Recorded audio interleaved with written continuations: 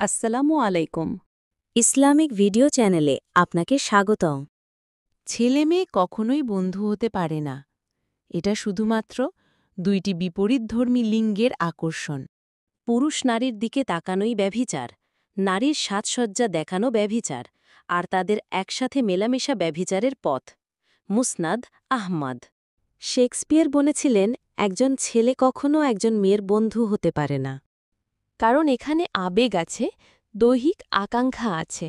হুমায়ুন আহমেদ বলেছিলেন, ছেলে আর মেয়ে বন্ধু হতে পারে, কিন্তু তারা অবশ্যই প্রেমে পড়বে, হয়তো খুব অল্প সময়ের জন্য অথবা ভুল সময়। কিংবা খুব দেরিতে, আর না হলে সব সময়ের জন্য। তবে প্রেমী তারা পড়বেই, শুধুই সুযোগের অপেক্ষা। তাই বলা যায় একটি ছেলে এবং একটি মেয়ে কখনোই বন্ধু হতে পারে না। Thanks for watching my video.